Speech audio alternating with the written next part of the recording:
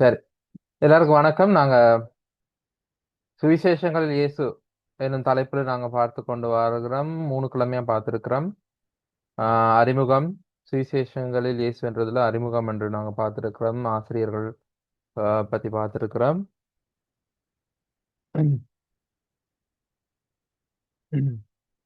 ஆஹ், சுவிசேஷம் என்றா என்னன்னு பார்த்திருக்கிறோம். ஆசிரியர்கள பத்தி சில விவரங்கள் பார்த்திருக்கிறோம். ஒரு செயற்பாடு செய்தனாங்க. அது இப்போ இயேசுவை அறிந்து கொள்ளுதல் பிதாவை அறிந்து கொள்ளுதலுக்கு சமம் என்று பார்த்து கொண்டோம். அதுக்கு பிறகு இயேசுவின் வருகை பற்றிய வாக்குத்தத்தங்கள் இருக்கு என்று பார்த்து கொண்டோம். இயேசு கிறிஸ்துவின் முதலாவது வருகைக்கான காரணங்கள், இயேசு கிறிஸ்துவே சொன்ன 7 காரணங்கள் நாங்க பார்த்தோம். இதெல்லாம் எழுதி வச்சிருப்பீங்க நம்புறேன். ஆஹ் வாசிச்சிருக்கணும் வேணும். வெள்ளிக்கிழமை வெள்ளிக்கிழமை இதுல எப்படி பங்கு கொள்றது முக்கியமோ அதே மாதிரி வார நாட்கள்ல இந்த வசனங்களை திருப்பி பார்க்கறது முக்கியம். அதே மாதிரி பிறப்பு ஆரம்பம் அல்ல என்ற தலைப்பில் நாங்க இன்னொரு நாள் பார்த்து கொண்டோம். ஆஹ் பிறக்கிறதுக்கு முன்ன இருந்தே இயேசு கிறிஸ்து இருக்கிறார் என்று நாங்கள் பார்த்து கொண்டோம். ஆதி வார்த்தை மாம்சமாகி படைப்புக்கு முன்னான மகிமை, யோவானுக்கு முன்னுக்கு இருந்தவர், தாவீதுக்கும் ஆபிரகாமுக்கு முன் இருந்தவர், வானத்திலிருந்து வந்தவர் அப்படின்னு பார்த்து கொண்டோம். பிறப்பு ஆரம்பம் அல்ல அப்படிங்கிறதுல இயேசுவின் பிறப்பின் ஆர்டரை நாங்கள் பார்த்து கொண்டோம், என்ன ஆர்டர்ல நடந்தது என்று சொல்லி. அது தொடர்ந்து நிறைவேறிய தீர்க்க தரிசனங்கள், இயேசு கிறிஸ்துவின் பிறப்பில் தொடர்பாக நிறைவேறிய தீர்க்க தரிசனங்கள் பார்த்து கொண்டோம். ஸோ இதெல்லாம் ரெக்கார்டிங் இருக்கு. அதை தொடர்ந்து நாங்க என்ன பார்த்தோம்? இயேசுவும் கிறிஸ்துவும். இயேசு என்றால் என்ன, கிறிஸ்து என்றால் என்ன அர்த்தம், அதை பார்த்து கொள்ளும் தலைப்புல 3வது கிழமையா நாங்க பார்த்து கொண்டது தேவனும் கர்த்தரும். அப்படின்றதுக்கு தேவன் என்றா என்ன, கர்த்தர் என்ன. தேவன் என்றது முதல்ல ஆதியாகமம் 2:4 வருது, யாத்திராகமம் 3:14-15 தேவனும் கர்த்தரும் அப்படிங்கிற 2 சொல்லும் சேர்ந்து வருது. சோ தேவன் என்றது தேவனுடைய தன்மையை குறிக்குது, கர்த்தர் என்பது அவருடைய பெயரை குறிக்குது. போன முறை ஒருத்தர் கேள்வி கேட்டிருந்தார் நினைக்கிறேன், ராஜன் பிரதர் நினைக்கிறேன். தேவன் என்பதற்கு பதிலாக கடவுள் என்று பயன்படுத்தலாமா என்று கேள்வி கேட்டிருந்தாரு. நான் ஆம்னு சொல்லியிருந்தேன்.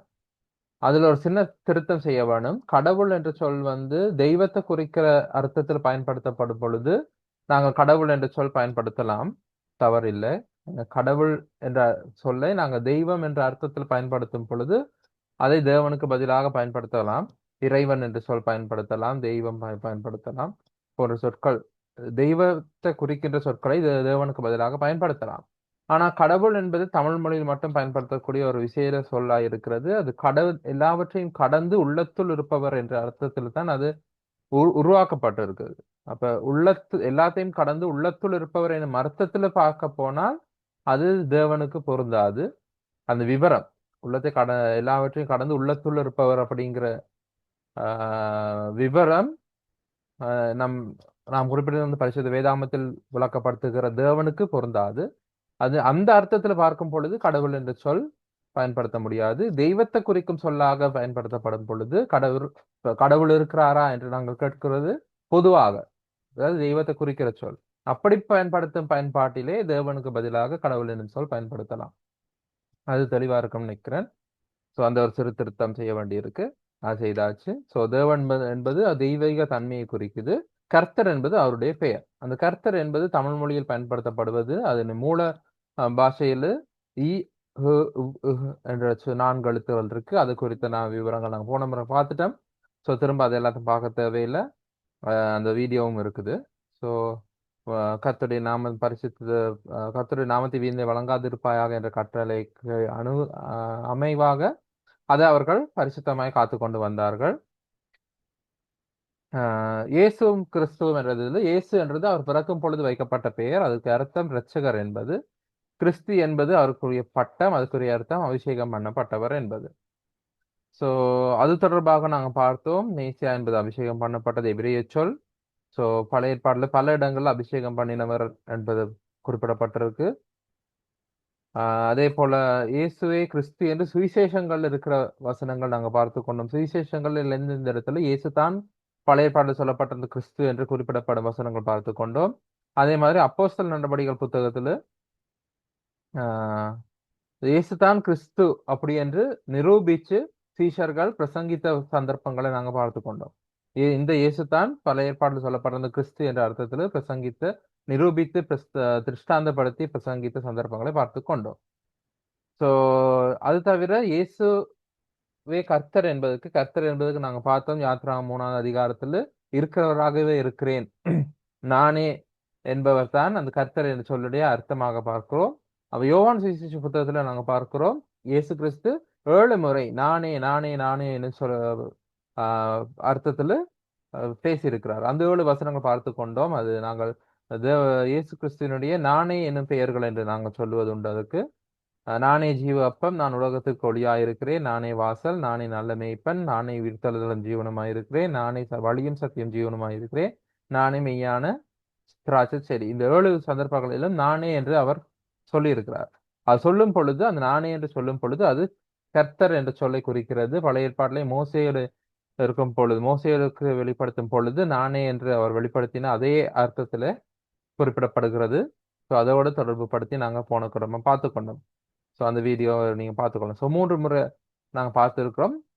இதோட தான் நாங்க நிறுத்தினது. போன முறை நாங்க இயேசுவின் பெயர்கள் சுவிசேஷ புத்தகத்தில் இயேசுவுக்கு கொடுக்கப்பட்டிருக்கும் பெயர்கள் என்ன செயற்பாடுகள் பார்த்து கொண்டு வர சொல்லியிருந்தேன். ஸோ இன்றைக்கு நாங்க இதுல இருந்து ஆரம்பிக்கலாம்.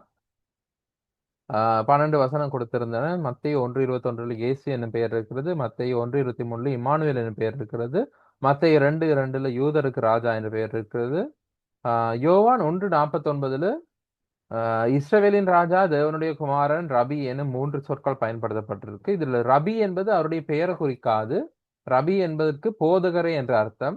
அது இயேசு கிறிஸ்துவோட பெயரை குறிக்காது. அது பொதுவாக யூதர்களுக்கு மத்தியிலே வேதத்தை கற்றுக் கொடுக்கிறவர்களை போதகர் என்று அழைப்பார்கள், ரபி என்று. ஸோ நிக்கோதேமு என்பவர் ஒரு ரபி. அதே மாதிரி பல ரபிக்கள் இருந்தார்கள். ஸோ அது இயேசு கிறிஸ்துவின் பெயரை குறிக்காது. தேவனுடைய குமாரன் என்பதுக்கு நான் பிறகு ஒரு வசனம் கொடுத்திருக்கிறேன், 6வதா யோவான் 1:34. ஸோ இந்த வசனத்துல நான் எதிர்பார்க்கிறது யோவான் 1:49 நான் எதிர்பார்க்கிறது இஸ்ரவேலின் ராஜா என்னும் பெயர். அடுத்தது மத்தேயு 2:23 நசரேயன் என்னும் பெயர் அவருக்கு இருக்கிறது. யோவான் 1:34 தேவனுடைய குமாரன் என்னும் பெயர் இருக்கிறது. மத்தேயு 8:20 மனுஷகுமாரன் என்னும் பெயர் இருக்கிறது. மார்க்கு 1:24 தேவனுடைய பரிசுத்தர் என்னும் பெயர் இருக்கிறது. யோவான் 1:29 தேவ ஆட்டுக்குட்டி என்று பெயர் இருக்கிறது. யோவான் 1:1 வார்த்தை என்ற பெயர் இருக்கிறது. மத்தேயு 9:27 தாவீதின் குமாரன். மத்தேயு 11:19 ஆயக்காரருக்கும் பாவிகளுக்கும் சிநேகிதன் என்று அழைக்கப்படுகிறார். இது தவிர இன்னும் சில பெயர்களும் இருக்கிறது. செயற்பாட்டுக்காக நான் 12ஓட நிறுத்தி கொண்டேன். ஸோ இதோட தான் நாங்க போன முறை வரைக்கும் இந்த சுவிசேஷங்களில் இயேசு என்னும் தலைப்புல நாங்க படிச்சிருக்கிறோம். இதுவரைக்கும் படிச்ச விஷயங்கள் தான் இது. ஸோ இதுவரைக்கும் படிச்ச இந்த விஷயங்கள் உங்களுக்கு யாருக்காவது ஏதாவது கேள்வி இருந்தா இந்த நேரத்துல கேட்கலாம். நான் ஒரு நிமிஷம் டைம் தரேன்.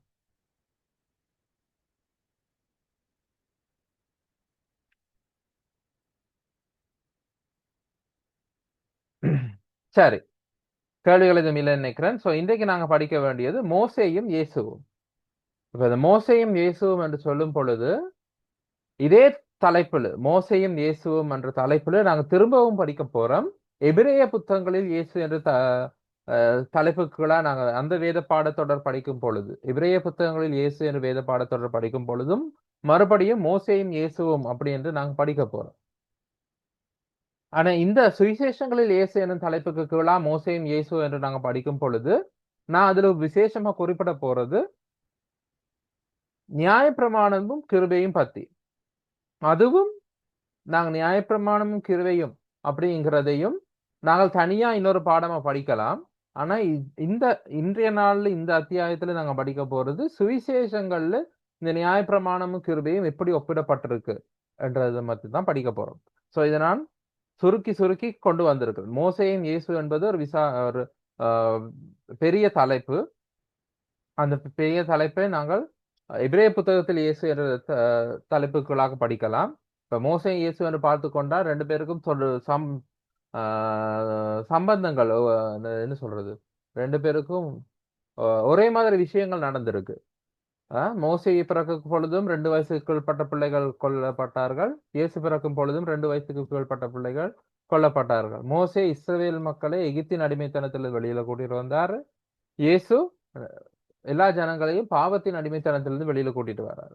சோ இந்த மாதிரி மோசேக்கும் இயேசுக்கும் இடையில நிறைய ஒற்றுமைகள் காணப்படுது. அதுகளை பத்தி இப்ப படிக்க போறது இல்ல. அதை பத்தி இன்றைய பாடம் இல்லை.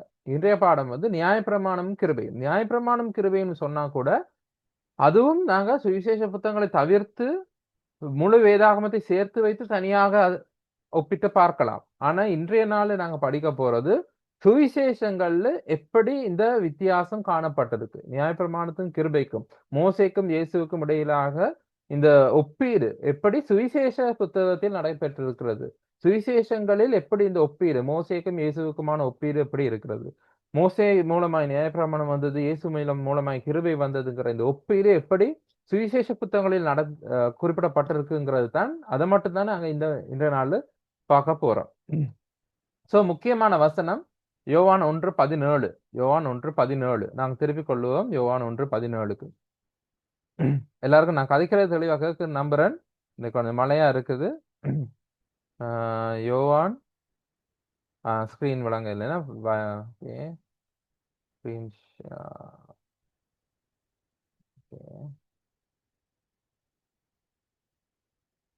யோவான் 1வது அதிகாரம் 17வது வசனம். எப்படியெனில் நியாயப்பிரமாணம் மோசேயின் மூலமாய் கொடுக்கப்பட்டது, கிருபையும் சத்தியமும் இயேசு கிறிஸ்துவின் மூலமாய் உண்டாயின. நியாயப்பிரமாணம் மோசேயின் மூலமாய் கொடுக்கப்பட்டது, கிருபையும் சத்தியமும் இயேசு கிறிஸ்துவின் மூலமாய் உண்டாயின. சோ இந்த வசனம் எங்களுக்கு இந்த வித்தியாசத்தை வேற்றுமையை காட்டுது. மோசேக்கும் இயேசுக்கும் இடையிலான இந்த வேற்றுமையை எடுத்து காட்டுது, அந்த ஒப்பீடு எடுத்து காட்டுது, அந்த கண்ட்ராஸ்ட் எடுத்து காட்டுது. மோசையின் மூலமாக நியாயப்பிரமாணம் கொடுக்கப்பட்டது, ஆனால் இயேசு கிறிஸ்து இந்த பூமிக்கு வந்ததன் மூலமாக கிருபை அவரோடு கூட வந்தது. 14வது வசனம் முக்கியமான வசனம். நாம் பார்த்தோம், அந்த வார்த்தை மாம்சமாகி கிருபையினாலும் சத்தியத்தினாலும் நிறைந்தவராய் நமக்குள்ளே வாசம் பண்ணினார். அப்ப இயேசு கிறிஸ்து வந்ததோடு கூடத்தான் இந்த கிருபையும் சத்தியமும் இந்த உலகத்துக்குள்ள வருது. சோ மோசே மூலமாய் நியாயப்பிரமாணம் கொடுக்கப்பட்டது, இயேசு கிறிஸ்து மூலமாய் கிருபை சத்தியம் கொடுக்கப்பட்டது. சோ இது ரெண்டையும் தான் நாங்க இப்ப ஒப்பிட்டு பார்க்க போறோம். நியாயப்பிரமாணத்தையும் கிருபையும் தான் நாங்க ஒப்பிட்டு பார்க்க போறோம். சோ மோசையின் நியாயப்பிரமாணம் ஒரு பக்கமும் இயேசு கிறிஸ்துவின் கிருபையும் சத்தியமும் ஒரு பக்கமுமா வச்சு பார்த்தால், நியாயப்பிரமாணம் என்ன செய்யும்? ரோமர் 7:7 சொல்றபடி இதுதான் பாவம் அப்படிங்கிறது எடுத்து காட்டுவது தான் நியாயப்பிரமாணம். இப்ப ஒரு விஷயம் உங்களுக்கு சரின்னு படும், ஒரு விஷயம் எனக்கு சரின்னு படும். எனக்கு சரின்னு படுறது உங்களுக்கு தப்பா இருக்கும், உங்களுக்கு சரின்னு படுறது எனக்கு தப்பா இருக்கும். அப்ப இந்த உலகத்துல எது நல்லது எது கெட்டது? ஒருத்தருக்கு நல்லதுன்னு படுறது இன்னொருத்தருக்கு கெட்டதா இருக்கும், ஒருத்தருக்கு கெட்டதுன்னு படுறது இன்னொருத்தருக்கு நல்லதா இருக்கும். அப்ப எது நல்லது எது கெட்டது அதை தீர்மானிக்கிறது யாரு? அதை தீர்மானிக்கிறது ஆண்டவர். அப்ப தேவன் நன்மை தீமை அறியத்தக்க மரத்தை உண்டாக்கும் பொழுதே தேவன் நியமிச்சு வச்சுட்டாரு எது நல்லது எது கெட்டது. அப்ப அந்த அளவுகோல், இதுதான் பாவம், இது பாவம் அல்ல, இது பாவம் அப்படிங்கிறத சுட்டிக்காட்டும் அளவுகோலாக நியாயப்பிரமாணம் இருக்கிறது. அப்ப நியாயப்பிரமாணம் இருக்கும் பொழுதுதான், தேவன் கொடுத்த அந்த நியாயப்பிரமாணம் தான் அந்த பாவத்தை எங்களுக்கு எடுத்து காட்டுது, வெளிப்படுத்துது. அப்ப பாவத்தை காட்டுவது, வெளிப்படுத்துவது, இதுதான் பாவம், இது பாவம் என்று எங்களுக்கு எடுத்து சுட்டி காட்டுவது, வெளிப்படுத்துவது, எடுத்து காட்டுவது நியாயப்பிரமாணம். ஆனால் அந்த நியாயப்பிரமாணத்தால எங்களுடைய பாவத்தை கழுவ முடியாது, எங்களுடைய பாவத்தை நீக்க முடியாது. இப்ப ஒரு கண்ணாடி எங்களை இந்த முகத்தை காட்டுமே தவிர இந்த முகத்துல இருக்க கரையை நீக்காது. அந்த மாதிரி தான் இந்த நியாயப்பிரமாணம் என்பது. ஆனால் இயேசு கிறிஸ்துவின் கிருபைக்கு முடியும் இந்த பாவத்தை நீக்கிறதுக்கு. மத்தேயு 1:21 யோவான் 1:29 நான் பார்க்கிறோம், உலகத்தின் பாவத்தை சுமந்து தீர்க்கிற தேவ ஆட்டுக்குட்டி என்று யோவான் 1:29 சொல்லப்பட்டிருக்கு. மத்தேயு 1:21 என்ன சொல்லப்பட்டிருக்கு? இந்த உலகத்தின் பாவத்தை தீர்ப்பவர், நீக்குபவர். பாருங்க, மத்தேயு 1:21 என்ன சொல்லியிருக்கு?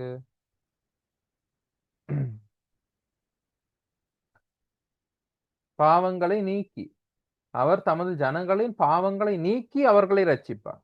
அப்ப நியாயப்பிரமாணத்தால இந்த பாவத்தை நீக்க முடியாது, இந்த பாவம் இது என்று சுட்டி காட்ட முடியுமே தவிர நீக்க முடியாது. இயேசு கிறிஸ்துவின் கிருபையினால தான் அந்த பாவத்தை நீக்க முடியும். சோ அது ஒரு வித்தியாசம். இரண்டாவது வித்தியாசம் தான், நியாயப்பிரமாணம் செய்வதெல்லாம் தண்டனை கொடுப்பது மட்டும்தான். இது தப்பு, இந்த தப்புக்கு இந்த தண்டனை இருக்கு, இது பாவம், இது குற்றம், இதற்குரிய தண்டனை இது என்று தண்டிக்க மட்டும்தான் நியாயப்பிரமாணத்துக்கு முடியும். ஆனால் இயேசு கிறிஸ்துவுக்கு மட்டும்தான் மன்னிக்க முடியும். மாற்கு 2ஆம் அதிகாரத்தில் நாங்க பார்க்கிறோம், இயேசு கிறிஸ்து மன்னிக்கிறாரு. இயேசு கிறிஸ்து மன்னிச்ச உடனே சுத்தி இருக்கிற மக்கள் கேக்குறாங்க, பாவத்தை மன்னிக்கிறதுக்கு இவர் யார்? இயேசு கிறிஸ்துவால் மட்டும்தான் மன்னிக்க முடியும். அதே மாதிரிதான் லூக்கா 7:48லயும் நடக்குது. இயேசு கிறிஸ்து மன்னிப்பு கொடுக்கிறார். அது சுற்றி இருப்பவர்கள் அது புரிந்து கொள்ள முடியவில்லை. இவரால் எப்படி மன்னிக்க முடியும்? எப்படி இவரால் மன்னிக்க முடியும் என்று கேள்வி கேட்கிறாங்க. சோ இயேசு கிறிஸ்துவால் மட்டும்தான், இயேசு கிறிஸ்து அந்த இடத்துல தெளிவா சொல்றாரு, மனுஷகுமாரனுக்கு பூமியிலே பாவங்களை மன்னிக்க அதிகாரம் உண்டு என்று அவர் தெளிவாக சொல்லுகிறார். அப்ப மோசே கொடுத்த நியாயப்பிரமாணம் பாவத்தை தண்டிக்குமே தவிர மன்னிக்காது. இது பாவம் என்று சுட்டிக்காட்டும், அந்த பாவத்துக்குரிய தண்டனை இது என்று சொல்லும். ஆனால் இயேசு கிறிஸ்து எங்களை பாவத்தை நீக்குகிறார், எங்களை பாவங்களை மன்னிக்கிறார். மன்னிக்க முடியும். அவருடைய கிருபையினால எங்களை பாவங்களை அவர் மன்னிக்கிறார். நியாயப்பிரமாணத்தின்படி தேவனிடத்துல சேர முடிகிறது யாருக்கு? ஆசாரியர்களுக்கு மட்டும்தான். தேவனிடத்துல போக வேண்டுமா இருந்தால், அந்த பரிசுத்த ஸ்தலத்துக்குள் போக வேண்டுமா இருந்தால் ஆசாரியர்கள் மட்டும்தான் போகலாம். ஆனால் இயேசு கிறிஸ்துவின் கிருபை எல்லாரையும் அழைக்கிறது. மத்தேயு 11:28 எங்களுக்கு எல்லாருக்கும் நல்லா தெரிஞ்ச வசனம். வருத்தப்பட்டு பாரம் சுமக்கிறவர்களே, நீங்கள் எல்லாரும் என்னிடத்தில் வாருங்கள். சோ இயேசு கிறிஸ்துவின் கிருபை எங்களை எல்லாரையும் அழைக்கிறது. எங்களை எல்லாரையும் ராஜாக்களும் ஆசாரியர்களும் ஆக்கி இருக்கிறது. அப்ப எங்களை எல்லாரையும் தேவனிடத்தில் கிட்டி சேர்வதற்காக அது தைரியத்தை கொடுக்கிறது. இப்படியாக இயேசு கிறிஸ்துவின் கிருபை எங்கள் எல்லாருக்கும் தேவனிடத்தில் போவதற்கு அனுமதி வழங்குகிறது. ஆனால் நியாயப்பிரமாணத்தின்படி அந்த பிரதான ஆசாரியனுக்கு மட்டும்தான் பரிசுத்த ஸ்தலத்துக்குள் போக முடியும், தேவனிடத்தில் கிட்டி சேர முடியும். சோ அந்த ஒரு வித்தியாசம் இருக்கு. மோசேயின் நியாயப்பிரமாணம் பாரமானது, சுமை மிக்கது. இயேசு கிறிஸ்துவே ஒரு இடத்துல கேட்டாரு, உங்களாலேயே சுமக்க முடியாத சுமைகளை நீங்க ஏன் மனுஷர் மேல திணிக்கிறீர்கள் அப்படி என்று கேட்கிறாரு, மத்தேயு 23:4. சோ அப்படிப்பட்ட ஒரு சுமை நியாயப்பிரமாணம்ங்கிறது பாரம். அது ஒரு சுமை, அது சுமக்க முடியாது, தாங்க முடியாத பாரம். எல்லாராலையும் எல்லா நியாயப்பிரமாணத்தையும் கடைபிடித்து கொண்டு வாழ முடியாது. சோ அது ஒரு சுமையானது. ஆனால் இயேசு கிறிஸ்து மறுபடியும் அந்த மத்தேயு 11:28-30 வசனங்கள் சொல்லுகிறார், என்னது? என்னிடத்தில் கற்றுக்கொண்டு என்னுடைய நுகத்தை ஏற்றுக்கொண்டு என்னிடத்தில் கற்றுக்கொள்ளுங்கள், அப்பொழுது உங்கள் ஆத்துமாக்களுக்கு இளைப்பாறுதல் கிடைக்கும். ஆனால் இயேசு கிறிஸ்துவின் கிருபை எங்களுக்கு ஓய்வு அளிக்கிறது. நாங்கள் இனி அந்த பாரத்தை சுமக்க தேவையில்லை. எங்களுக்கு ஓய்வு அளிக்கிறது, இளைப்பாறுதல் அளிக்கிறது. சோ மோசேயின் நியாயப்பிரமாணம், அதை செய்கிறவன் தான் பிழைப்பான். அதை செய்தால் ஆசீர்வாதம். நியாயப்பிரமாணத்தை கடைபிடித்தால் ஆசீர்வாதம், கடைபிடிக்காவிட்டால் சாபம். சோ மோசே நியாயப்பிரமாணத்தை செய்து அவன் செய்கையின் மூலமாகத்தான் அவன் பிழைக்கிறான். அவன் நீதிமானாக முயற்சி செய்வது அவனுடைய செய்கையின் மூலமாக. அது செய்தால் பிழைப்பான். ஆனால் இயேசு கிறிஸ்துவின் கிருபை என்ன சொல்லுது? விசுவாசி, என்னிடத்தில் விசுவாசமா இருக்கிறவனுக்கு நித்திய ஜீவன் உண்டு. அதுதான் யோவான் 6:47 சொல்லுது. இயேசு கிறிஸ்துவின் கிருபை எங்களுக்கு என்ன சொல்லுது? இப்ப நாங்கள் எதையும் செய்து நாங்கள் பிழைக்க தேவையில்லை. நாங்கள் விசுவாசித்தாலே நாம் நித்திய ஜீவனை பெறுகிறோம். நாம் விசுவாசிப்பதினால் பிழைக்கிறோம். மோசே நியாயப்பிரமாணத்துக்கு பெயர் பழைய உடன்படிக்கை. இதுல அந்த இரத்தத்தினாலாகிய பழைய உடன்படிக்கை. யாத்ராகமம் 24:8 இரத்தத்தினால் ஒரு உடன்படிக்கை பண்ணப்படுகிறது. அது பழைய உடன்படிக்கை. மத்தேயு 26:28 இயேசு கிறிஸ்து சொல்றார், இது உங்களுடைய பாவ மன்னிப்புக்கு என்று சிந்தப்படுகிற புதிய உடன்படிக்கையின் அடையாளமாய் இருக்கிறது. அப்ப இயேசு கிறிஸ்துவின் இரத்தத்தினால், இயேசு கிறிஸ்துவின் கிருபையும் சத்தியமும் எங்களுக்கு ஒரு புதிய உடன்படிக்கை ஏற்படுத்தி இருக்கிறது. இனி நாம் அந்த பழைய உடன்படிக்கையை உட்பட்டவர்கள் அல்ல.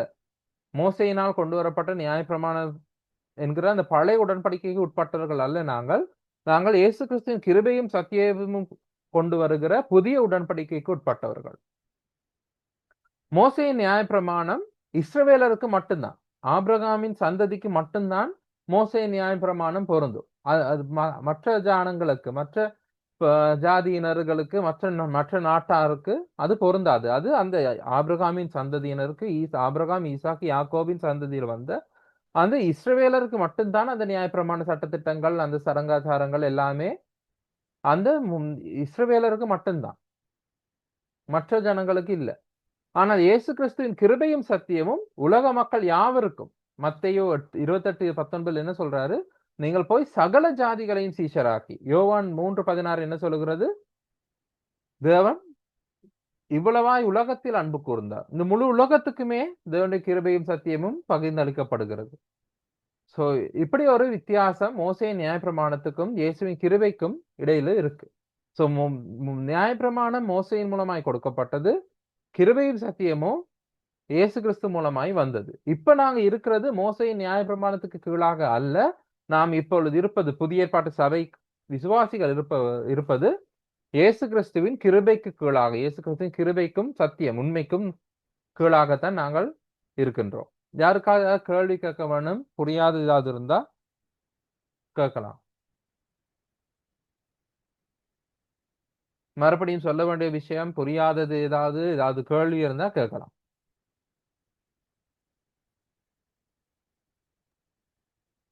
நியாயப்பிரமாண விஷயங்கள் இப்ப எதுவுமே நாங்கள் கை கொள்றது எதுவும் இப்ப தேவையில்லை. புதிய உடன்படிக்கையோட அப்படி ஒன்றும் இல்லையா? ஒன்றுமே நாங்க கடைபிடிக்க தேவையில்லை. நீங்க ஏதாவது ஒன்று கடைபிடிக்கணும்னு விருப்பப்பட்டீங்கன்னா நீங்க இருக்கிற நியாயப்பிரமாணம் எல்லாத்தையும் கடைபிடிக்க வேணும்.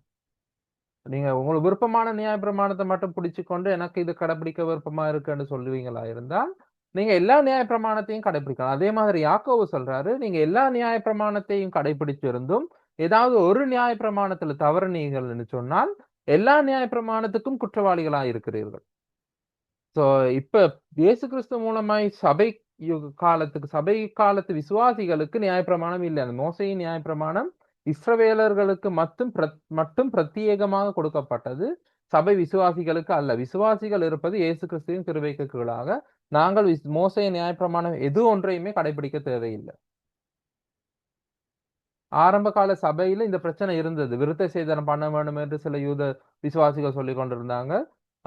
அப்போஸ்தலர் 15வது அதிகாரத்தில் அது குறித்து கலந்துரையாடப்படுகிறது. யாக்கோபு யோசனை முன்வைக்கிறார். பவுலும் பர்னபாவும் எருசலேமுக்கு வந்து கலந்துரையாடுகிறார்கள். கலாத்தியர் 2வது அதிகாரத்தில் அதை பத்தி விவரமா பேசி இருக்கிறாங்க. சோ இப்படி பேசி அவர்கள் முடிவுக்கு வருகிறார்கள், நாங்கள் நியாயப்பிரமாணம் கடைபிடிக்க தேவையில்லை என்று சொல்லி முடிவுக்கு வருகிறார்கள். அப்போஸ்தலர் 15வது அதிகாரத்திலும் கலாத்தியர் புத்தகத்திலும் நீங்க அதை வாசிச்சு பார்க்கலாம். சோ இன்றைய விசுவாசிகள் வந்து இந்த மோசைய நியாயப்பிரமாணத்துக்கு உட்பட்டவர்கள் அல்ல. அவர்கள் நியாயப்பிரமாணத்திற்கு எந்த ஒரு நியாயப்பிரமாணத்தையும் கடைபிடிக்க தேவையில்லை. நாம் இயேசுவின் கிருபைக்கு கீழாக இருக்கிறவர்கள். புரிஞ்சுதா? ஏதாவது கேள்வி இருக்கா? உபதேசங்கள் எப்படி பிரதர்? இப்ப நாங்கள் வந்து நியாய பிரமாணத்துல இருக்கிற வசனங்களை வச்சு இப்பத்திய புதிய ஏற்பாட்டு இந்த கிருபையின் நாட்கள்ல வந்து உபதேசங்கள் இருக்குது தானே? அப்படி என்ன மாதிரி அந்த உபதேசங்களை இப்ப எடுத்து சொல்லி நாங்க மோசையிட வரலாறு காரியங்களை எடுத்து சொல்லி இந்த காலத்துல நாங்கள் உபதேசிச்சு சொல்லுறோம் தானே? அது எந்த மாதிரி கொஞ்சம் சொல்லுங்க. அதாவது இப்ப பழைய ஏற்பாடு எழுதப்பட்டு புதிய ஏற்பாடு விசுவாசிகள் நியாயப்பிரமாணத்துக்குள்ளாக இல்ல. அப்படின்னு சொன்னா எங்களுக்கு புதிய ஏற்பாடு மட்டும் கொடுத்திருக்கலாமே. எதுக்காக பழைய ஏற்பாடு சேர்த்து எங்களுக்கு பரிசுத்த வேதாகமம் கொடுக்கப்பட்டிருக்கு?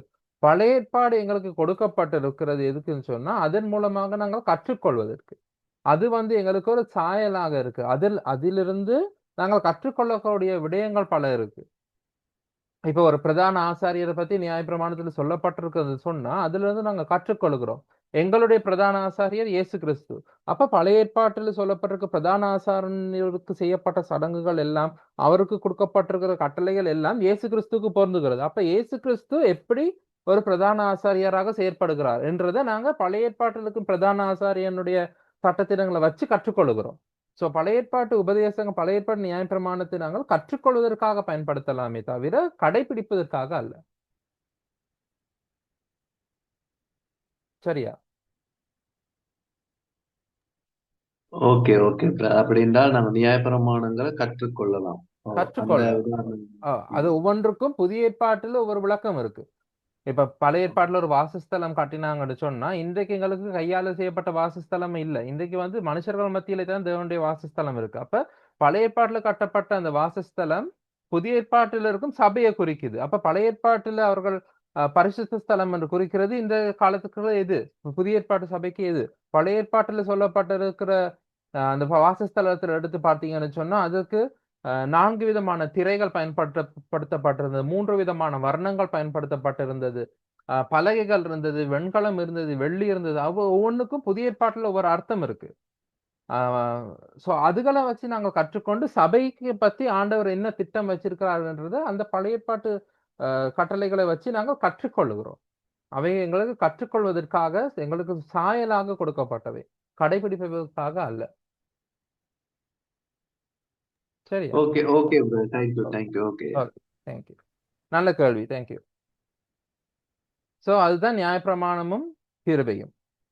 சோ இந்த இயேசு கிறிஸ்துவுக்கு இந்த நியாயப்பிரமாணத்தை பத்தி சில பரீட்சைகள் நடந்தது. பரீட்சை என்றது டெஸ்ட்.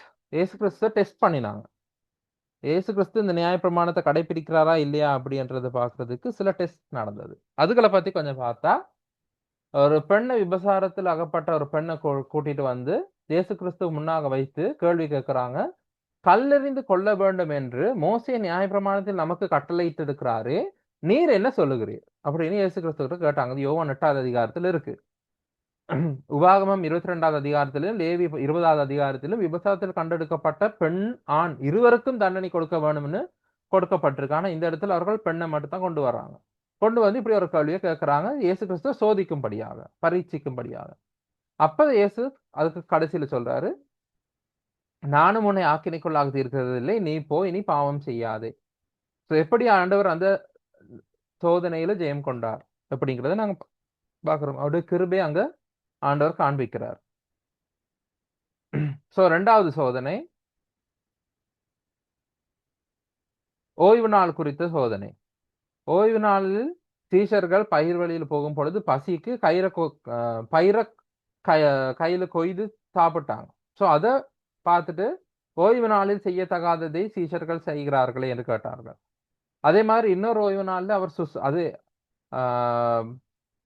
சொஸ்தமாக்கும் பொழுது, அதே மத்தேயு 12வது அதிகாரத்துல தான் 2 சந்தர்ப்பங்களும் அடுத்தடுத்து இருக்கு. மத்தேயு 12வது அதிகாரத்துல அது ஒரு சீஷர்கள் பயிரில் கையால் கொய்து சாப்பிடுகிறதும், ஓய்வு நாள்ல அவர் ஒரு நோயாளி குணப்படுத்துறதும், ரெண்டுமே மத்தேயு 12வது அதிகாரத்தில் இருக்கு. சோ அடுத்தடுத்து கேள்வி கேட்கிறாங்க. ஓய்வு நாள் சீஷர்கள் இப்படி செய்யறாங்க, ஓய்வு நாள்ல நீங்க குணப்படுத்துறீங்க, இது சரியா, நியாயமா என்று கேட்டார்கள். அப்ப இயேசு கிறிஸ்து சொல்றார், மனுஷகுமாரன் ஓய்வு நாளுக்கும் ஆண்டவராய் இருக்கிறார். சோ ஓய்வு நாள் என்றது வந்து நியாயப்பிரமாணத்துக்கு முன்பு இருந்தே இருக்கு. தேவன் ஆதி ஆகமத்துல அந்த 7 நாள் எடுத்துக்கொண்டு உலகத்தை படைச்ச காலத்திலேயே ஓய்வு நாளை உருவாக்கிட்டார். அந்த 7 நாள்லயே 7வது நாள் ஓய்வு நாளா நியமிச்சிட்டார். அதுக்கு பல வருஷங்களுக்கு பிறகுதான் நியாயப்பிரமாணம் வந்தது. சோ ஆண்டவர் அப்ப இருந்தே இருக்கிறார். சோ ஓய்வு நாளுங்கிறது ஆண்டவருக்கு அப்ப இருந்தே ஆண்டவருக்கு சொந்தமானது. சோ மனுஷகுமாரன் ஓய்வு நாளுக்கும் ஆண்டவராய் இருக்கிறார் அப்படிங்கிறத தெளிவுபடுத்தி காண்பித்து அவர் அந்த பரீட்சையிலும் ஜெயம் கொள்ளுகிறார்.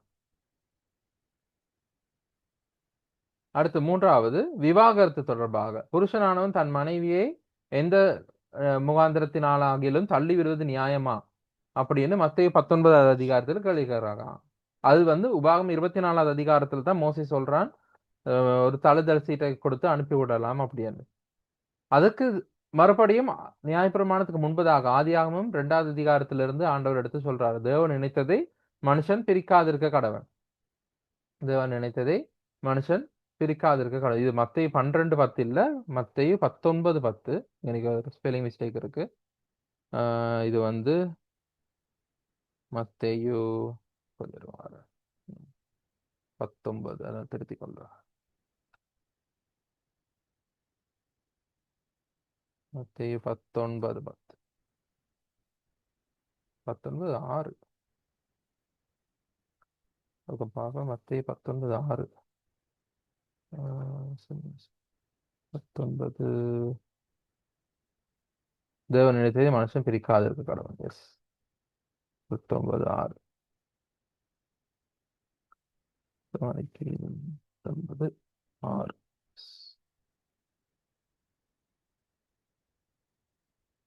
சோ இயேசு கிறிஸ்து சொல்றாரு, தேவன் நினைத்ததை மனுஷன் பிரிக்காதிருக்க கடவன் அப்படின்னு ஆதியாகமம் 2:24 இருக்கிற வசனத்தை எடுத்து சொல்லி அந்த பரீட்சையும் ஜெயம் கொள்ளுகிறார். அடுத்தது 4வது ஒரு சோதனை வருது. பிரதான கற்பனை என்ன? இப்ப நியாயப்பிரமாணத்துல முக்கியமான 10 கற்பனைகள் இருக்கு. அது தவிர பல அடுத்த சடங்காச்சாரங்கள் அதெல்லாம் இருக்கு. அப்படி செய்யணும், இப்படி செய்யணும், இந்த மாதிரி செய்யணும், அது செய்யணும்னு பல கட்டளைகள் கொடுக்கப்பட்டு. சோ நியாயப்பிரமாணத்திலே கொடுக்கப்பட்டிருக்கிறது எந்த கற்பனை பிரதானமானது அப்படின்னு அவரை சோதிக்கும்படியாக ஒரு கேள்வி கேட்கிறாங்க மத்தேயு 22:36. அப்ப இயேசு கிறிஸ்து அது எல்லாவற்றையும் 2 கட்டளைகளில் அடக்கிறார். உன் முழு இதயத்தோடும், உன் முழு ஆத்மாவோடும், உன் முழு பலத்தோடும், உன் முழு சிந்தையோடும் உன் தேவனாகி கர்த்தரிடத்தில் அன்பு கூறு. என்கிறதே முதலாவது கற்பனை. உன்னிடத்தில் நீ அன்பு கூறுவது போல பிறனிடத்திலும் அன்பு கூறுவாயாக என்கிறது இரண்டாவது, இதற்கு ஒப்பான இரண்டாவது கட்டளை. சோ இந்த ரெண்டு கட்டளை கொடுத்துட்டு அவர் சொல்றாரு, இவ்விரண்டு கற்பனைகளிலும் நியாயப்பிரமாண முழுமையும் தீர்க்க தரிசனங்களும் அடங்கி இருக்கிறது. இப்ப 10 கட்டளைகள் எடுத்து பார்த்தா யாத்திராகமம் 20வது அதிகாரத்துல இருக்கு. 10 கட்டளைகள் முதல் 4 கட்டளையும் ஆண்டவர் பற்றினது. என்னை தவிர வேறு தேவர்கள் இருக்க வேண்டாம், எனக்கு ஒப்பான விக்கிரகங்கள் உனக்கு உண்டாயிருக்க வேண்டாம், என் கர்த்தரின் நாமத்தை வீணிலே வழங்காதிருப்பாயாக, ஓய்வு நாளை பரிசுத்தமாய் ஆசரிக்க நினைப்பாயாக. இந்த 4ம் கர்த்தர் தொடர்பானது. அப்ப ஆண்டவர் மேல யாராவது அன்பா இருந்தால் இந்த 4 விஷயத்தையும் தானாகவே செய்வான் இல்லையா? ஆண்டவர் மேல் அன்பா இருக்கிறவன் இன்னொருத்தனை போயிட்டு வழிபட மாட்டான். ஆண்டவர் மேல் அன்பா இருக்கிறவன் அவருடைய நாமத்தை வீணில் வழங்க மாட்டான். சோ அந்த மாதிரி ஆண்டவர் மேல் அன்பா இருக்கிற முதல் 4 கட்டளைகளையும் நிறைவேற்றி முடிச்சிடும். மற்ற 6 கற்பனைகளும் மனுஷர்களோடு நமக்கு இருக்கிற தொடர்பு பற்றியது. களவு செய்யாதே, பொய் சொல்லாதே, கொலை செய்யாதே, விபச்சாரம் செய்யாதிருப்பாயாக, பொய் சாட்சி சொல்லாதிருப்பாயாக, இச்சையாதிருப்பாயாக. சோ இந்த 6 கட்டளைகளும் மனுஷர்களோடு நமக்கு இருக்க தொடர்பு.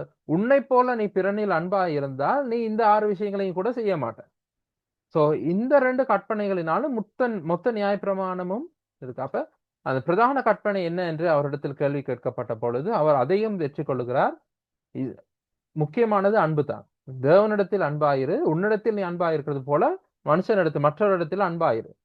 அப்ப இப்படி இருக்கும் பொழுது அந்த கற்பனை நியாயப்பிரமாணத்தை நிறைவேற்றுகிறார் என்று சொல்லி அந்த பரீட்சையும் ஆண்டவர் வெற்றி கொள்ளுகிறார். அடுத்து மத்தேயு 17:24 உங்கள் போதகர் வரிப்பணம் செலுத்துகிறது இல்லையா என்று ஒரு கேள்வி கேட்டிருக்கிறாங்க. இது வரிப்பணம் என்றது தமிழ் மொழியில நாங்க டேக்ஸ் என்று யோசிக்கலாம். வரி என்றது டேக்ஸ் தானே எங்களுக்கு தமிழ்ல. ஆனா இது நான் தேடி பார்க்கக்குள்ள வரிப்பணம் என்றது அந்த நியாயப்பிரமாணத்துல கொடுக்கப்பட்டிருந்த ஒரு கட்டளை.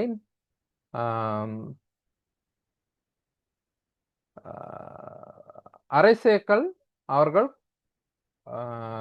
தேவாலயத்துக்கென்று அந்த கர்த்தருடைய ஆலயத்துக்கு என்று கொடுக்க வேண்டும் என்று நியாயப்பிரமாணத்தில் இருக்கு.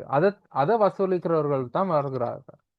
சோ அந்த இடத்துல அவருக்கு அதை கொஞ்சம் திருப்பி நாங்க வாசிச்சு பார்ப்போம். இந்த மத்தேயு 17வது அதிகாரத்துல கொஞ்சம் விவரங்கள் இருக்கு. சோ மத்தேயு 17வது அதிகாரத்துல சில விவரங்கள் பார்ப்போம்.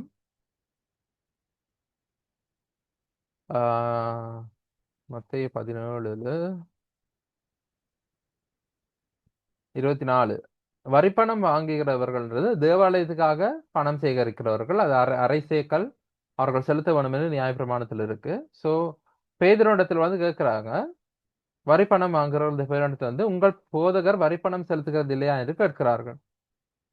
அவன் வீட்டுக்குள்ள அவர் செலுத்துகிறார் என்று சொல்லிட்டு அவன் வீட்டுக்குள்ள வந்துட்டான். செலுத்துகிறார் என்றான். அவன் வீட்டுக்குள் வந்த போது இயேசு கிறிஸ்து அவரிடத்துல ஒரு கேள்வி கேட்கிறாரு. என்ன கேட்கிறாரு? அவன் பேசுகிறதுக்கு முன்னமே இயேசு அவனை நோக்கி, சீமோனே, உனக்கு எப்படி தோன்றுகிறது? பூமியின் ராஜாக்கள் தீர்வையும் வரியையும் தங்கள் பிள்ளைகளிடத்திலா அந்நியரிடத்திலா வாங்குகிறார்கள்? ராஜாக்கள் வரி வாங்குறது தண்ட பிள்ளைகள்கிட்ட வாங்குவாங்களா இல்ல அந்நியரிடத்துல, நாட்டு மக்கள் இடத்துல, வெளிநாட்டு மக்கள்கிட்ட, அப்படி நாட்டு மக்கள் அந்நியர் இடத்துல, தங்களுடைய குடும்பத்தை சாராத மற்ற அந்நியர் இடத்துல வாங்குவாங்களா? அப்ப பேதுரு சொல்றாரு, அந்நியரிடத்தில் வாங்குவார்கள், அது எங்களுக்கு தெரியும். தன் குடும்பத்தில் தன் மகன் கிட்ட வரி வாங்க மாட்டாங்க. இயேசு அவனை நோக்கி, அப்படியானால் பிள்ளைகள் அதை செலுத்த வேண்டியது இல்லையே, பிள்ளைகள் அதை செலுத்த வேண்டியது இல்லையே. அப்ப என்ன இயேசு கிறிஸ்து சொல்ல வர்றாரு? இது தேவாலயத்துக்கு பணத்தை நான் எதுக்கு கொடுக்கணும்? தேவாலயத்துக்கு பணத்தை நான் தேவனுடைய குமாரன், நான் ஏன் கொடுக்க வேணும்? பிள்ளைகள் அதை செலுத்த வேண்டியது இல்லையே. தேவாலயத்து பணத்தை தேவனுடைய மகன் எதுக்காக கொடுக்க வேணும்? ஆகிலும் நாம் அவர்களுக்கு இடரலா இராதபடிக்கு நீ கடலுக்கு போய் தூண்டில் போட்டு முதலாவது அகப்படுகிற மீனை எடுத்து அதன் வாயை திறந்து பார், ஒரு வெள்ளி பணத்தை காண்பாய், அதை எடுத்து எனக்காகவும் உனக்காகவும் அவர்களிடத்தில் கொடு. ஒரு வெள்ளி பணத்தை 2 பேருக்கு. அப்ப அரை வெள்ளி பணம் தான் ஒரு ஆளுக்கு, அதாவது அரை சேக்கல் தான் செலுத்த வேணும் என்றது. ஸோ அது அழகான ஒரு சம்பவம். இந்த சம்பவம் நேரடியாக எங்களுடைய டாபிக்கு சம்பந்தம் இல்லாட்டியும் அதில் சில விஷயங்கள் நாங்கள் கற்றுக்கொள்ள வேண்டிய விஷயங்கள் இருக்கு. இந்த மறைமுகமா இயேசு கிறிஸ்து தான் தேவனுடைய குமாரன் அப்படிங்கிறது எப்படி அழகா சொல்லியிருக்காரு, லாஜிக்கலா சொல்லியிருக்கிறாரு என்றதை நாங்கள் இதை பார்த்துக்கொள்ளலாம். ஸோ அந்த ஒரு வெள்ளி பணத்தை தனக்காகவும் பேதுருவுக்காகவும் அவர் செலுத்த சொல்றாரு. அதாவது அரை சேக்கல் தேவாலயத்துக்கு கொடுக்க வேண்டிய பணத்தை தான் செலுத்த வேண்டியது தேவை இல்லாட்டியும் தான் செலுத்துகிறேன், அவர்களுக்கு இடரல் வராத படிக்கு. என்று அவர் சொல்லி அது செலுத்துகிறார். ஸோ அந்த சோதனையில அவர் ஜெயிக்கிறார். அடுத்து 6வது சோதனை அவர் இயேசு கிறிஸ்துக்கு வருது நியாயப்பிரமாணம் தொடர்பாக. உம்முடைய சீஷர்கள் முன்னோர்களின் பாரம்பரியத்தை ஏன் மீறி நடக்கிறார்கள்? கை கழுவாமல் போஜனம் பண்ணுகிறார்களே. இப்ப நியாயப்பிரமாணத்தில் எங்கேயுமே கை கழுவாம சாப்பிடக்கூடாது இல்ல. ஆனால் சுத்தமா இருக்க வேணும். எப்ப பார்த்தாலும் தன்னை தூய்மையா வச்சுக்கொள்ளணும், தீட்டுப்படுத்தக்கூடாது, உடைகளை துவைக்கணும், தன்னை கழுவணும், சுத்திகரிக்கணும், கால் கழுவணும், கை கழுவணும், அந்த அந்த விஷயங்கள் இருக்கு. குறிப்பிட்டு சாப்பாட்டுக்கு முன்னுக்கு கை கழுவணும் என்று இல்லையே தவிர தன்னை எப்படியும் சுத்திகரிக்கணும், சுத்தமா இருக்கணும், தீட்டுப்படக்கூடாது என்ற பல விஷயங்கள் இருக்கு. அதை அவர்கள் ஒரு படி மேல கொண்டு போயிட்டு அவர்கள் ஒரு முன்னோர்களுடைய பாரம்பரியத்தையே அவர்கள் நியாயப்பிரமாண அளவுக்கு கடைபிடிக்க ஆரம்பிச்சுட்டாங்க. சோ அந்த நேரத்தில் தான் இயேசு கிறிஸ்து சொல்றார், உங்களுடைய பாரம்பரியத்தினாலே தேவனுடைய கற்பனையை அவமாக்குகிறீர்கள் என்று. அந்த அவர்கள் மனுஷனுடைய கட்டளைக்கு முக்கியத்துவம் கொடுக்கிறாங்க, தேவனுடைய கற்பனைக்கு முக்கியத்துவம் கொடுக்கவில்லை.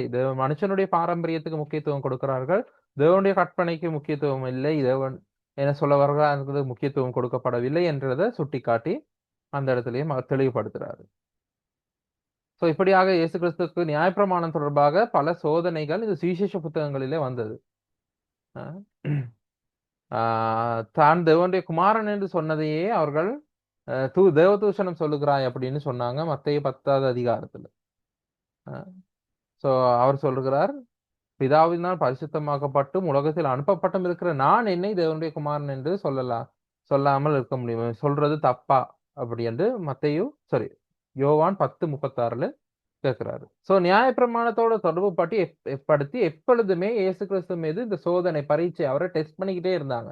நியாயப்பிரமாணத்துக்கு என்ன செய்யறாருன்னு அவரை சோதிக்கிற சந்தர்ப்பங்கள் பல இருந்தது. அதுல ஒரு குறிப்பிட்ட 7 சந்தர்ப்பங்கள் நான் போட்டிருக்கிறேன். சோ இப்படியாக அந்த சோதனைகள் இயேசு கிறிஸ்து வந்தது. அந்த சோதனைகளையும் அவர் ஜெயம் கொண்டார்.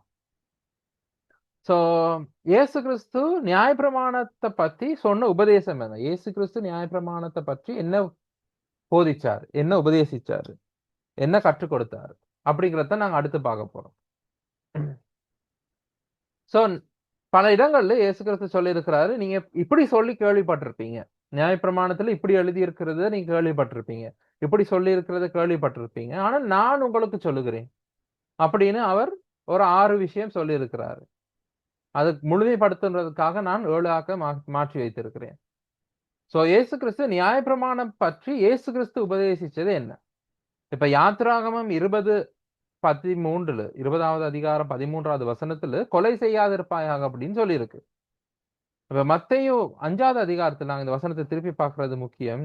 எல்லாமே மத்தேயு 5வது அதிகாரத்துல இருந்து எடுத்திருக்கிறேன் இந்த விஷயங்கள். சோ மத்தேயு 5வது அதிகாரத்துல கொலை 21வது வசனம், கொலை செய்யாதிருப்பாயாக என்பதும் கொலை செய்கிறவன் நியாய தீர்ப்புக்கு ஏதுவாக இருக்கிறான் என்பதும் பூர்வத்தாருக்கு உரைக்கப்பட்டது என்று கேள்விப்பட்டிருக்கிறேன். நான் உங்களுக்கு சொல்லுகிறேன், இப்படி சொல்லப்பட்டிருக்கிறது என்று கேள்விப்பட்டிருக்கிறது. நான் உங்களுக்கு சொல்லுகிறேன், தன் சகோதரனை நியாயமில்லாமல் கோபித்துக் கொள்வன் நியாய தீர்ப்புக்கு ஏதுவாக இருக்கிறான். தன் சகோதரனை வீண் என்று சொல்லுகிறவன் ஆலோசனை சங்க தீர்ப்புக்கு ஏதுவாக இருக்கிறான். மூடனே என்று சொல்லுகிறவன் எதிர் நரகத்துக்கு எதிராக இருக்கிறான். அப்ப நியாயப்பிரமாணம் கொலை செய்யாதுன்னு மட்டும்தான் சொல்லி இருக்கு. அப்ப சரி, நான் கத்தி எடுத்து ஒருத்தனை குத்தாம மனசுக்குள்ளேயே அவனுக்கு கேடு நினைச்சு விளைவிக்கக்கூடிய விஷயங்களை யோசிச்சு செய்து கொண்டிருந்தா பரவாயில்ல, நான் நியாயப்பிரமாணத்தை காப்பாத்துறேன். நான் மனசுக்குள்ள அவனோட கோபம் வச்சிருக்கிறேன், அவனை வெறுக்கிறேன், ஆனா நான் அவனை கொலை செய்யலையே, நியாயப்பிரமாணத்தை நான் காப்பாத்துறேன். கொலை செய்யல, கத்தி எடுத்து அவனை குத்தி கொலை செய்யல, ஆனா நான் நியாயப்பிரமாணத்தை காப்பாத்துறேன். ஆனால் அது தேவனுடைய பிரமாணத்தை காப்பாற்றுதா? தேவன் எந்த எண்ணத்துல கொலை செய்யாதிருப்பாயாக என்று சொன்னார்? அவருக்கு இந்த மனுஷ உடலை கொலை பண்றதை பத்தியா கவலை? அதை தாண்டி ஆண்டருடைய எண்ணம் என்ன, ஆண்டருடைய மனப்பான்மை என்ன, அதை இங்க இயேசு கிறிஸ்து தெளிவுபடுத்துறாரு. நீ கத்தி எடுத்து கொலை செய்யலன்றது உண்மை, ஆனால் உனக்குள்ள நீ சகோதரனோட கோபித்து கொண்டு இருக்கும் பொழுது, நியாயம் இல்லாம சகோதரனுக்கு எதிராக நீ பேசும் பொழுது அது கொலைக்கு சமமாகிறது அப்படிங்கிறது. அப்ப ஆண்டவர் எந்த எண்ணத்துல அந்த நியாயப்பிரமாணத்தை கொடுத்தார் அப்படிங்கறத அந்த அளவு மட்டத்தை அவர் தெளிவுபடுத்தி, இதுதான் இதோடைய விஷயம், நீ கத்தி எடுத்து கொலை செய்யாம இருக்கிறதுனால நீ தப்பிட மாட்ட, நீ கோபம் கொண்டு இருந்தார். இப்ப பாருங்க, யோவான் 1 யோவான் புத்தகத்திலேயும் இது தொடர்பாக ஒரு வசனம் இருக்கு. 3வது அதிகாரத்துல 15வது வசனம். தான் சகோதரனை பகைக்கிற எவனும் மனுஷ கொலை பாதகனாயிருக்கிறான். சோ இதுதான் புதிய ஏற்பாட்டு முறைமை. பழைய ஏற்பாட்டுல நீ கொலை செய்யாட்டி நீ தப்பிச்சிட்ட, நியாயப்பிரமாணத்தை காப்பாத்திட்ட. ஆனா புதிய ஏற்பாட்டின் படி அந்த அளவு மட்டம் அதிகரிக்கப்பட்டிருக்கு. நீ கத்தி எடுத்து கொலை செய்யாட்டியும் உன் சகோதரனை பகைத்தாலே நீ கொலைகாரன போலத்தான் கருதப்படுது. சோ புதிய ஏற்பாட்டுல எங்களுக்கு நாங்க நியாயப்பிரமாணத்தை கடைபிடிக்கல, அப்ப நாங்க எப்படி வேணும்னாலும் வாழலாமா என்ற ஒரு கேள்வி வரும். ஆனா எங்களுக்கு புதிய ஏற்பாட்டுல நியாயப்பிரமாணத்துக்கு மேல ஒரு பிரமாணம் இருக்கு. தேவனுடைய பிரமாணம் ஒன்று இருக்கு. தேவன் மனசுல என்ன நினைக்கிறார், அது தாவீதை பார்த்து ஆண்டவர் சொன்னதுக்கு காரணம் அதுதான். என்னது? என்னுடைய இருதயத்துக்கு ஏற்ற மனுஷனாக கண்டேன், என்னுடைய இருதயத்துக்கு ஏற்ற மனுஷனாக தாவீதை கண்டேன்னு ஆண்டவர் சொல்றாரு. ஏன்? அந்த சவுளுடைய, அவனுடைய எதிரி சவுல், தன்னை கொல்ல எதிர்பார்க்கிற அந்த சவுளுடைய அந்த வஸ்திரத்தின் ஓரத்தை கொஞ்சம் வெட்டினதுக்கே அவனோட மனசு பதப்பதைச்சது. சோ அந்த அளவுக்கு தாவீது அந்த இடத்துல சவுல கொல்லல, ஆனா அந்த வஸ்திரத்துல ஓரத்தை வெட்டினதே அவனுக்கு இதயம் பதப்பதைச்சது. சோ அந்த அளவுக்கு தேவனுடைய மனசோட அவன் புரிஞ்சு வச்சிருந்தான். தேவனுடைய மனசு இதைத்தான் எதிர்பார்க்குது என்ற உணர்வு அவனுக்கு இருந்தது. சோ இயேசுவின் பிரமாணம், இந்த நியாயப்பிரமாணத்தின் உண்மையான அர்த்தத்தை எங்களுக்கு எடுத்துக்காட்டு. அதுதான் கிருபையும் சத்தியமும். கிருபையும் வந்தது, அதனோட உண்மையும் வந்தது. அந்த உண்மை என்ன, நியாயப்பிரமாணத்தில் கொடுக்கப்பட்டதுடைய உண்மையான அர்த்தம் என்ன என்பதையும் இயேசு கிறிஸ்து எங்களுக்கு வெளிப்படுத்தி காட்டியிருக்கிறார். அதே மாதிரி தான் விபச்சாரம் செய்யாதிருப்பாயாக என்று பழைய ஏற்பாட்டில் யாத்திராகமும் 20:14 சொல்லப்பட்டிருக்கு. ஆனால் ஒரு பெண்ணை இச்சையோட பார்த்தாலே நான் விபச்சாரம் செய்கிறேன் அப்படின்னு மத்தேயு 5:27 சொல்லப்போ, நான் தொட்டு உடல் ரீதியா வன்முறை செய்யாட்டியும் மன ரீதியாக காயப்படுத்தணும், மன ரீதியா நான் செய்யும் பொழுதே அது அந்த பாவத்தை செய்தவனாகிறேன் அப்படிங்கிற. அப்ப எங்களுடைய பிரமாணம் இப்ப அளவு மட்டம் அதிகரிச்சிருக்கு. அப்ப நாங்க இன்னும் வேத பாரகரை விட அதிகமா யாரு பரிசேயரை விட அதிகமாக நியாயப்பிரமாணத்தை கடைபிடிக்கிறவர்களை விட அதிகமாக நாம் பரிசுத்தமா இருக்க வேண்டும். அவர்களுடைய நீதியை பார்க்கிலும் அதுதான் நான் கடைசியா போட்டிருக்கிறேன். அவர்களுடைய நீதியை பார்க்கிலும் எங்களுடைய நீதி அதிகமா இருக்க வேண்டும். சும்மா இப்படியா, இதுதான் சட்டமா, சரி நான் இதை செய்யலையே, நான் இப்படித்தான் இருக்கிறேன் அப்படின்னு இருக்கிறது இல்லை. எங்களுடைய மனசு எப்படி இருக்கு என்றதுதான் முக்கியம். அதே மாதிரிதான் விவாகரத்து செய்து கொள்ளாமண்டு இருக்கு. ஆனால் விவாகரத்து செய்கிறவனும் அவனை விபச்சாரம் செய்ய தூண்டுகிறான் அப்படின்னு தான் மத்தேயு 5:31-32 சொல்லப்பட்டிருக்கு. அதே மாதிரிதான் சத்தியம் பண்ணுதலும் சத்தியம் பேசுதலும். சத்தியம் பண்ண வேண்டாம் என்று சொல்றார் மத்தேயு 5வது அதிகாரத்துல. நீங்கள் சத்தியம் பண்ண வேண்டாம், உள்ளதை உள்ளது என்று சொல்லுங்க, சத்தியத்தை பேசுங்கள். சத்தியம் பண்ணாதீங்க, சத்தியம் பேசுங்கள். உண்மை உள்ளதை உள்ளது என்று சொல்லுங்கள், இல்லதை இல்லது என்று சொல்லுங்கள். இதற்கு மிஞ்சினது தீமையாய் இருக்கும். ஸோ சத்தியம் பண்றது முக்கியம் இல்லை, நீங்க சத்தியமான உண்மையான வார்த்தையை பேசுறீங்களா என்றது தான் உண்மை. இல்லைன்னா சத்தியமா சொல்றேன் சொல்றேன்னு சொல்லிட்டு இருக்க தேவையில்லை. நீங்க சொல்றதே சத்தியமா இருக்க வேணும், சொல்வதே உண்மையாக இருக்கணும். ஸோ அதை பத்தி மத்தேயு 5வது அதிகாரம் 33-37 வரைக்கும் இருக்கு. அடுத்து மத்தேயு 5வது அதிகாரம் 38-39 கண்ணுக்கு கண் பல்லுக்கு பல், யாத்திராகமம் 21வது அதிகாரத்திலிருந்து எடுத்து சொல்லப்பட்டிருக்கு. அதை கொஞ்சம் பாவம். மத்தேயு 5:38 மத்தேயு 5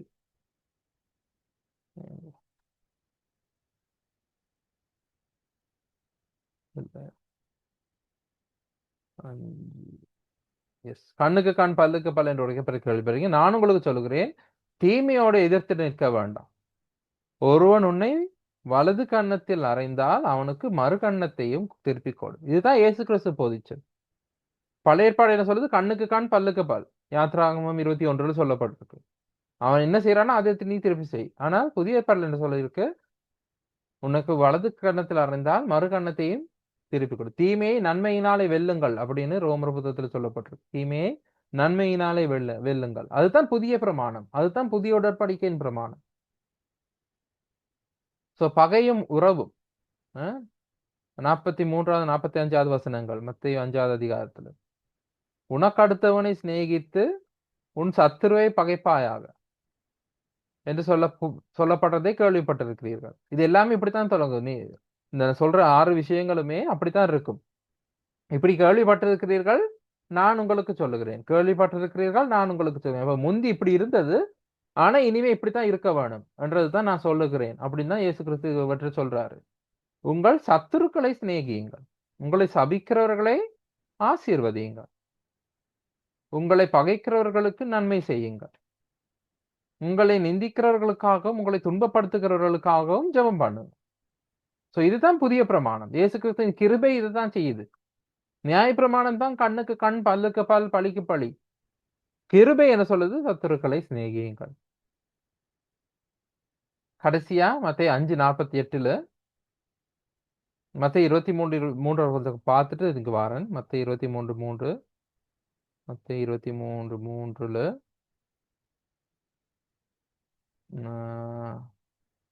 இல்ல அது முன்னுக்கு மத்தேயு 5:20 கொஞ்சம் பார்த்துட்டு வரும்.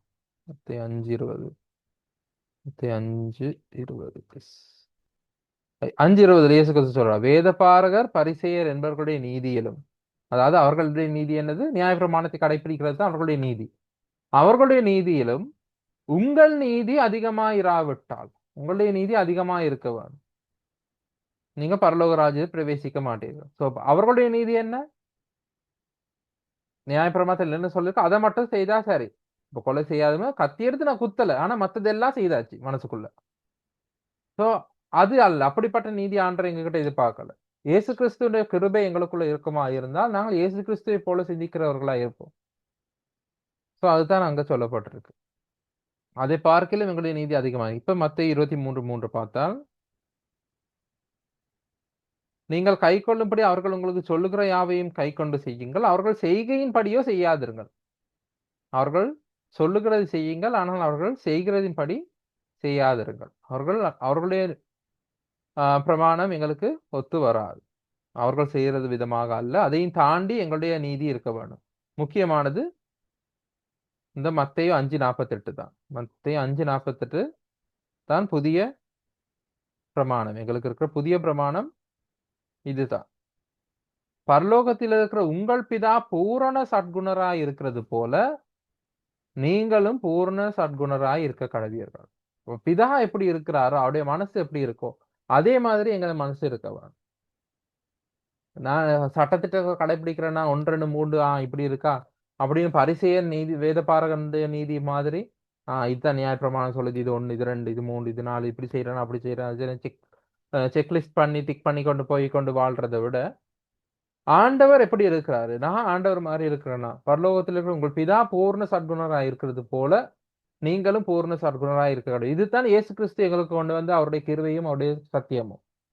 சோ நியாயப்பிரமாணமும் கிருபையும் அப்படிங்கிற தலைப்புல மோசேயும் இயேசுவும் என்ற தலைப்புல நாங்கள் மோசேயும் இயேசுவையும் ஒப்பிட்டு பார்க்கவில்லை. நாங்க பார்த்தது என்னது? மோசே மூலமாக வந்த நியாயப்பிரமாணத்தையும் இயேசு கிறிஸ்து மூலமாய் வந்த கிருபையும் குறித்து தான் நாங்க பார்க்கிறோம். சோ அது ரெண்டுக்கும் இடையில இருக்கிற ஒப்பீடு, அதுக்கு ரெண்டுக்கும் இடையில இருக்கிற ஒற்றுமை வேற்றுமைகளை நாங்க பார்த்திருக்கோம். சோ இப்ப கிருபையின் காலத்துக்கு கீழே இருக்கிற நாங்கள், சபை காலத்தில் இருக்கிற நாங்கள் நியாயப்பிரமாணத்தை கடைபிடிக்க தேவையில்லை. ஆனா எங்களுடைய பிரமாணம் அதையும் தாண்டி தேவனுடைய இருதயத்துக்கு ஏற்ற விதமாக நாம் நடந்து கொள்வது. தாவீது தான் எங்களுக்கு உதாரணம். பழைய ஏற்பாட்டு மனுஷனா இருந்தாலும் அவன் புதிய ஏற்பாட்டு குணம் படைத்தவன். அதனாலதான் ஆண்டவர் சொல்றார், நான் என்னுடைய இருதயத்துக்கு ஏற்றவனாக அவனை கண்டேன் அப்படின்னு. சோ அப்படிப்பட்டவர்களாகத்தான் நாம் வாழ வேண்டும். சோ நாம் வாழ வேண்டியது சட்டத்திட்டங்களை கடைபிடித்த அல்ல, தேவனுடைய பிரமாணம், தேவனுடைய இருதயத்துக்கு ஏற்றவர்களாகத்தான் நாம் நடந்து கொள்ள வேண்டும். சோ இதுதான் மோசேயும் இயேசுவும் என்ற தலைப்புல நாங்க இன்னைக்கு படிக்கிறது. யாருக்காக கேள்வி இருந்தா கேட்கலாம். புரியாதது ஏதாவது இருந்தா திரும்ப மறுபடியும் சொல்ல வேண்டிய விஷயம் ஏதாவது இருந்தா கேட்கலாம்.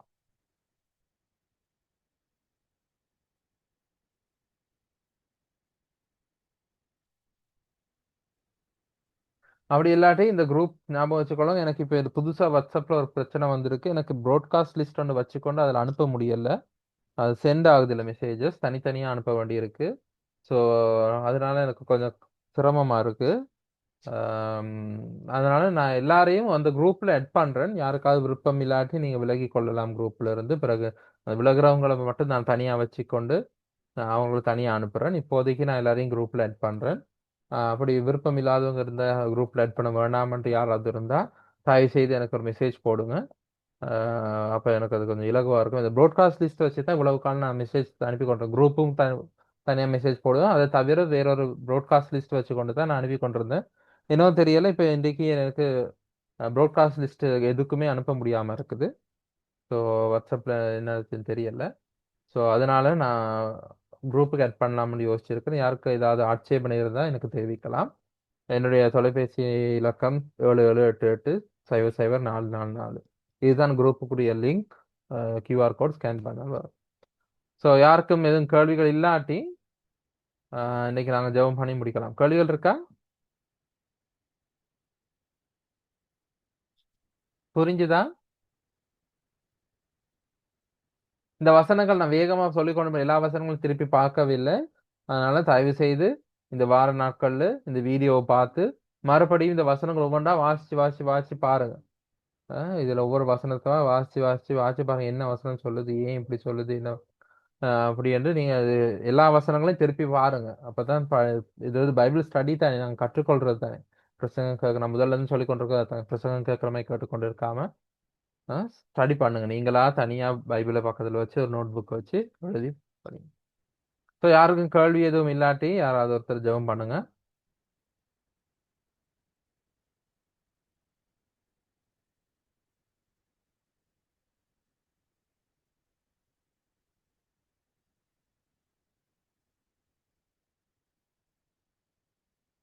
ஆண்டவரே, தகப்பனே, இந்த அருமையான இந்த வேளையிலும் கத்தாவே, ஆண்டவரே, இன்றைய நாளிலும் ஆண்டவரே, இந்த வேதாகம ஆண்டவரே படிப்பிலே இணைந்து கொள்ள கத்தர் செய்த கிருபைகளுக்காக நன்றி. தொடக்கம் தொடங்கி முடிவு வரைக்கும் உடைய கரம் கூட இருந்தமைக்காக நன்றி. இன்றைய நாளிலும் கலந்து கொண்ட ஒவ்வொரு ஆண்டவரே தேவ பிள்ளைகளுக்குமாக நன்றி தகப்பனே. இன்றைய நாளிலும் வார்த்தையை கொடுத்து ஆண்டவரே அதனை எங்களுக்கு கற்பித்து தந்த சகோதரனையும் கத்தர் பொறுப்படுங்க. அவர் மூலம் இன்னும் நாங்கள் அதிகமான வார்த்தையை கற்றுக்கொள்ள கத்தர் கிருபை செய்யுங்க. ஆண்டவரே அவரை பலப்படுத்துங்க, ஆசீர்வதிங்க. கத்தாவே உம்முடைய கரம் ஆண்டவரை கூட இருந்தமைக்காக மீண்டுமாக நன்றி செலுத்தி இயேசுவின் நாமத்தில் ஜெபிக்கிறேன் ஜீவனுள்ள நல்ல பிதாவே, ஆமென். ஆமென். ஆமென் ஆமென்.